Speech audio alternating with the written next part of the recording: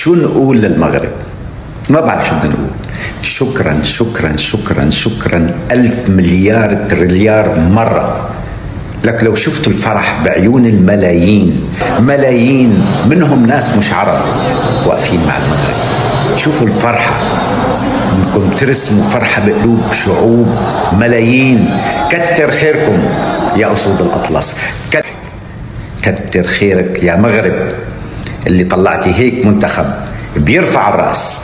أنا مغربي ورح ضل مغربي حتى آخر يوم بعمري، لأنه المغرب بيرفع الرأس، وارفع رأسك أنت مغربي.